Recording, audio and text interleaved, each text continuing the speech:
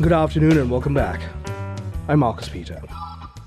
Schools across the country are increasingly limiting students' access to smartphones or banning them altogether. Studies are showing negative impacts that phones have on mental health and classroom performance.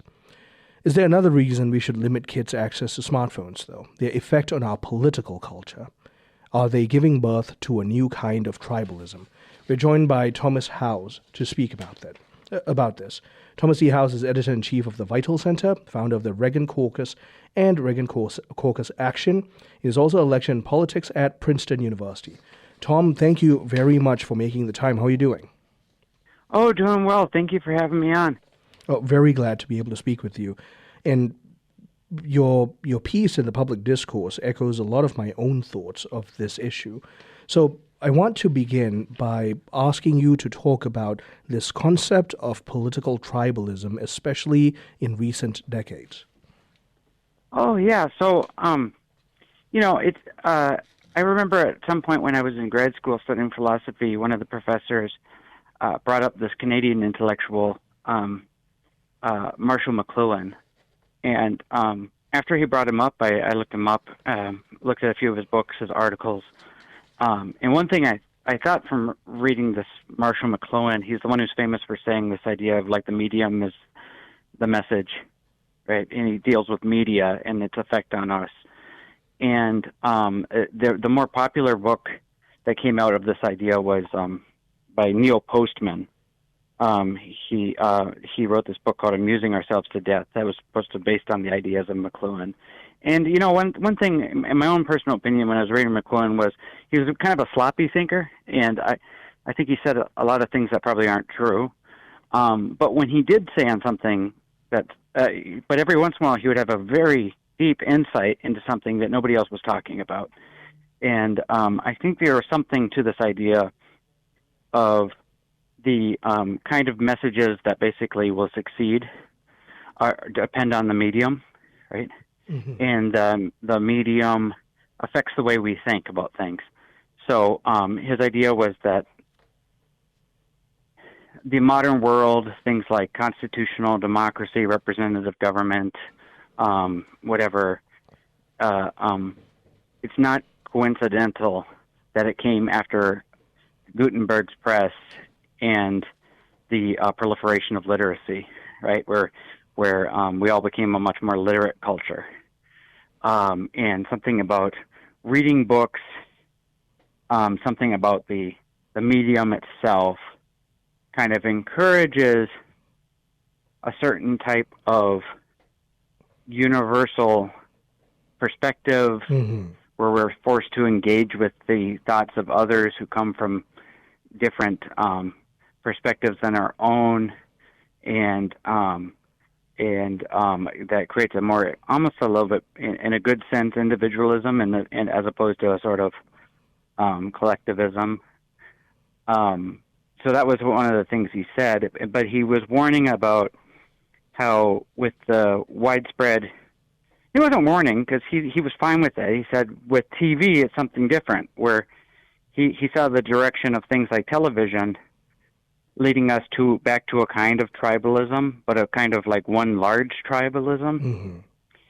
Mm-hmm. But what we're seeing in the last few years with the internet and with these smartphones is something different than TV, where the people who, because all these social trends change right around it. We don't fully understand it, but there's a bunch of data that shows all these social trends changing around the time smartphones become a big thing.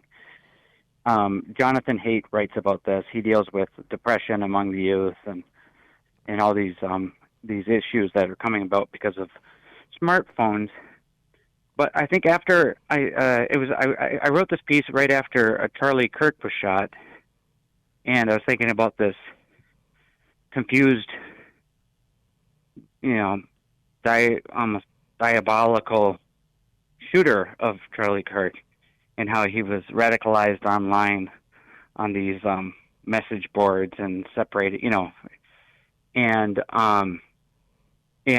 seeing some of the trends of recently with Gen Z and TikTok, and the people getting these young people getting into these very radical viewpoints, I just had to wonder, how much are the smartphones playing into this?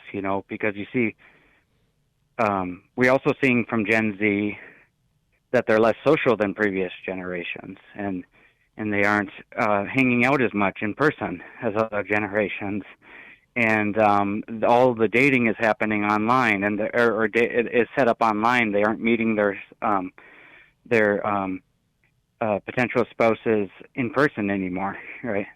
That you see this problem of enclaves forming online, where your whole community is only people who are extremely like-minded to you, because all the, you found your own community of people who all think the same exact way that you do, and less contact with the more sort of pluralistic, real everyday communities that we have of the people around us, in physical proximity. And you have to wonder if that is playing a role in this growing tribalism we're seeing in the political culture. And that was my concern I expressed in the essay. One of the things that you highlighted very early on is that you actually notice this if you pay attention to generational demographics between Generation X, Millennials, Gen Z, and the upcoming Gen Alpha. Can you briefly comment on that? Oh, well, I mean, my own personal experience is that when I bring this issue up to people, I'm a millennial, so I'm 40 years old, so I'm an elder millennial, I guess you call them.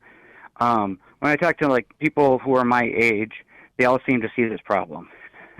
And when I talk to other parents our age, they're all very concerned about too much screens for the kids.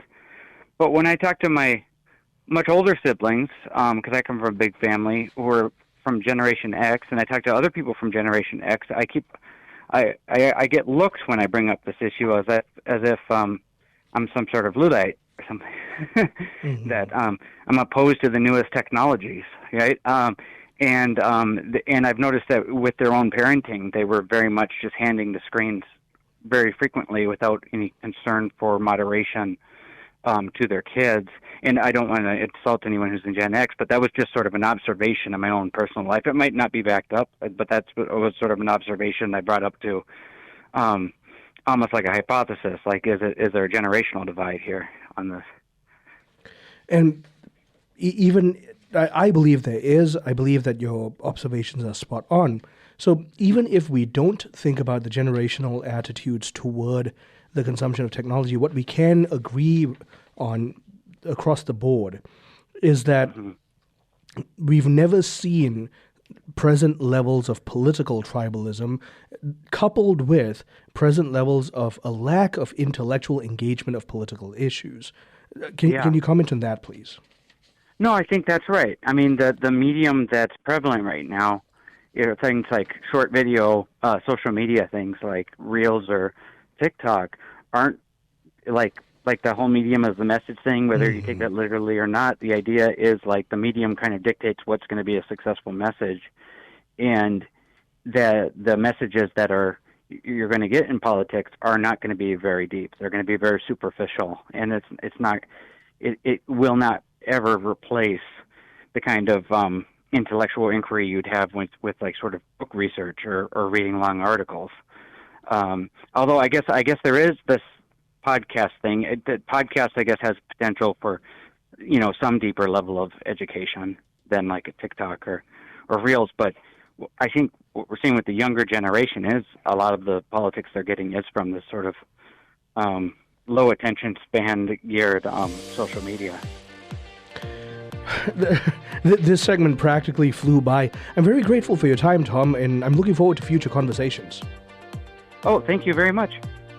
My guest has been Dr. Thomas Howes, Editor-in-Chief of the Vital Center, founder of the Reagan Caucus and Reagan Caucus Action, and a lecturer in politics at Princeton University. We've been talking about how smartphones have been one of the catalyzing reasons for political tribalism in the West. Stay tuned. I'm Marcus Peter.